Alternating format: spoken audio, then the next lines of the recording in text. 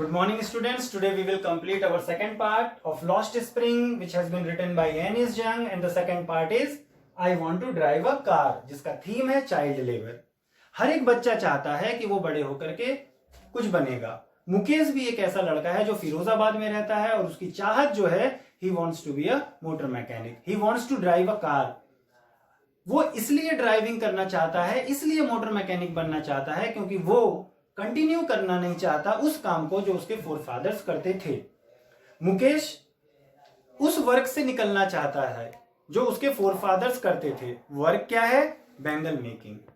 फिरोजाबाद को अगर हम देखते हैं तो वो एक बहुत बड़ा हब माना जाता है बैंगल इंडस्ट्री के लिए, ग्लास इंडस्ट्री के लिए, जहां पर अगर किसी को कुछ दिखाई पड़ता है तो बैंगल्स नजर आते हैं। इधर it is field, house, any hawkers, hand cart, हर जगह वहां पर बैंगल से बैंगल नजर आते हैं। But Mukesh does not want to do the same work. अपनी फैमिली के उस काम को वो आगे नहीं बढ़ाना चाहता है। क्यों? अब ये क्वेश्चन हमारे सामने अराइज होती है कि मुकेश आखिर क्यों उस काम को नहीं करना चाहता जो उसके फोरफादर्स करते थे। अगर हम इस बात को फाइंड आउट करने की कोशिश करते हैं तो हमारे समझ में आता है कि it is very hazardous to work in these industries. बड़े बड़े फर्नेसेस के सामने बैठ करके वर्क करना बहुत ही ज्यादा हजार्डस होता है। क्यों? क्योंकि वहां का टेम्परेचर जो होता है वो बहुत ज्यादा हाई होता है। उन्हें डिंजी सेल्स में वर्क करना पड़ता है और डिंजी सेल्स जो होते हैं वो विदाउट एयर, विदाउट लाइट होते हैं और तो और पुअरली वेंटिलेटेड भी होते हैं। कोई एयर का इन आउट नहीं हो पाता है, जिसकी वजह से बहुत सारी मुसीबतों का सामना करना पड़ता है। और चिल्ड्रन जो यहाँ पर फ्लिकरिंग ऑफ फ्लेम्स पे वर्क करते हैं, फ्लिकरिंग लाइट पे वर्क करते हैं, जिसकी वजह से क्या होता है कि वो अपनी आईसाइट को भी लूज करते चले जाते हैं और एक time comes when they lose their eyesight. जब वो बूढ़े हो जाते हैं, बड़े हो जाते हैं, तो वही स्थिति बने रहती है आगे तक और उनकी आंखों की रोशनी चली जाती है। अगर हम बात करते हैं मुकेश की और उसके जैसे परिवार की जो फिरोजाबाद जैसे जगह पर बसे हुए हैं, तो हम लोगों को यह पता चलता है कि ये बैंगल मेकर्स जो हैं वो बहुत ही माइजरेबल कंडीशन में रहते हैं। रीजन क्या है? इनकी लेबरिंग। ये जो मजदूरी का काम करते हैं उसकी वजह से ये इतना पैसा भी नहीं कमा पाते हैं जितने में ये अपने आप को समझ लो कि भर पेट खाना खिला सकें।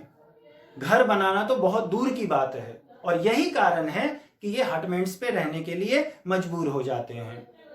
अगर हम यहाँ के घरों को देखते हैं जहां पे मुकेश रहता है तो वो हाउसेज हैं but with crumbling walls, wobbly doors and without windows. बहुत स्थिति वहां की खराब है। एक ऐसा जगह होता है जहां पे both humans and animals live together in this slums. हम लोग इमेजिन भी नहीं कर सकते कि कैसे जानवरों के साथ ही अपने ही घरों में रहते हैं, बट दे लिव, वो ऐसे ही रहते हैं। अब हम देखते हैं कि एनिस जंग मुकेश के घर विजिट करती हैं। जब वो मुकेश के घर जाती हैं तो देखती हैं वहां पर कि half build shack was there, जिसे मुकेश घर कह रहा था। शायद वो हमारे लिए झोपड़ी हो, लेकिन वो मुकेश के लिए घर है।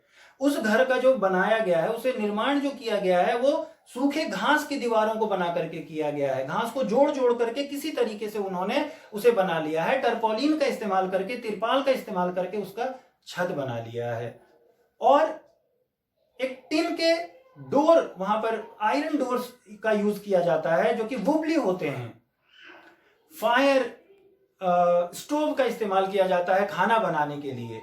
और जब एनिस जंग वहां पर जाती हैं तो देखती हैं कि वहां पर एक चूल्हा जल रहा था। एल्युमिनियम प्लेटर में कुछ चॉप्ड वेजिटेबल्स रखे हुए थे और तो और एक बड़ा सा कॉल्ड्रॉन था जिसमें कुछ स्पाइनच, पालक के पत्ते बॉयल हो रहे थे। जैसे ही वो कमरे में जाती हैं, उसके घर में प्रवेश करती हैं, तो एक पतली सी फ्रेल वुमन है, पतली सी लड़की है जो कि तुरंत उठती है और दीवार के पीछे जाकर के छुपने का काम करती है। वो उस घर की बहू है, मुकेश की भाभी है। भले ही उसकी स्थिति बहुत कमजोर है, वो एक बहुत फ्रेल गर्ल है, लेकिन 3 लोगों की जिम्मेदारी उसके सर पर डाल दी गई है। Mukesh, his brother and his father. जैसे ही एनिस जंग घर में प्रवेश करती हैं तुरंत वो लड़की मतलब मुकेश की भाभी उठ करके अपने आप को छिपाने की कोशिश करती हैं। ही इज रिगार्डेड एज बहू इन दैट हाउस, जैसा कि हमारा कस्टम है। अगर कोई बड़ा हमारे घर में आ जाता है तो जो घर की बहुएं हैं तुरंत अपने चेहरे को घूंघट में ढक लेती हैं, और ऐसा ही वो लड़की भी करती है। अब हम देखते हैं मुकेश के फादर को। Who is Mukesh father? Mukesh father is also a worker who works in bangle industry, जो चूड़ियां बनाने का काम करते हैं। वो कहते हैं कि चूड़ियां बनाने के काम में हमें कोई बेनिफिट नहीं हुआ, और ऐसा नहीं था कि उन्होंने कोई दूसरा काम ट्राई नहीं किया। He had tried to become a tailor but he could not.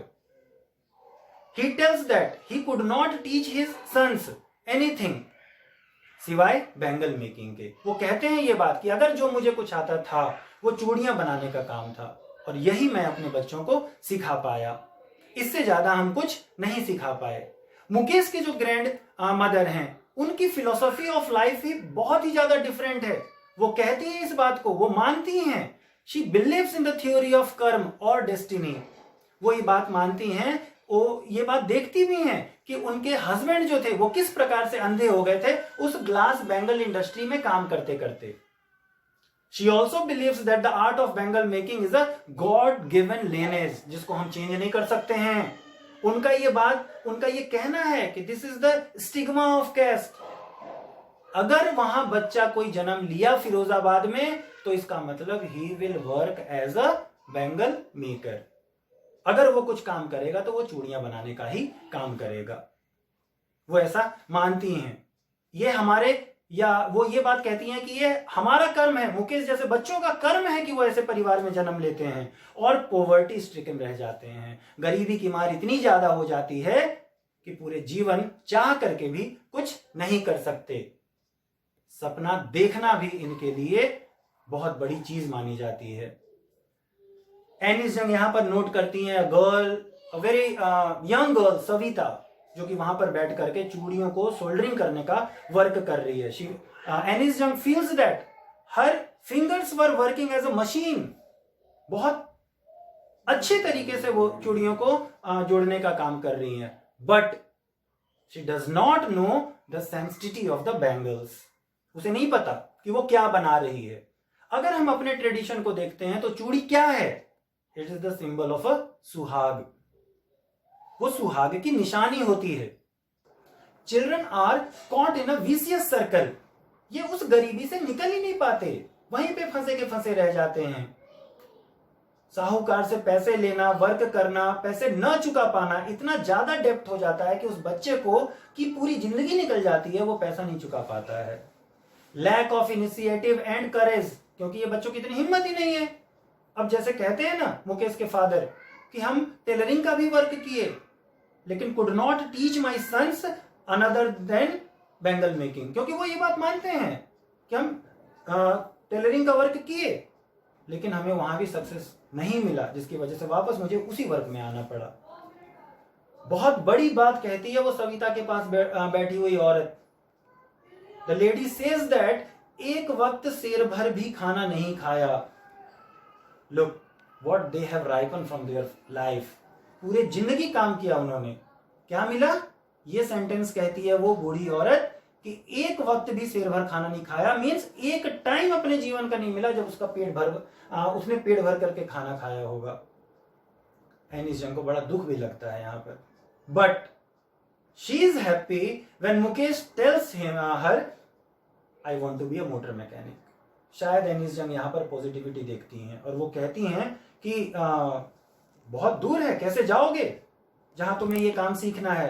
कहता है आई विल वॉक, लेकिन हम इस काम को आगे नहीं बढ़ाएंगे। एनिस जंग को ये अच्छा लगता है क्योंकि शायद अगर मुकेश इस काम से निकल जाता है तो फिर एक अच्छा स्टेप होगा उसके लाइफ के लिए कि शायद उसके बच्चे इसी काम में नहीं जाएंगे।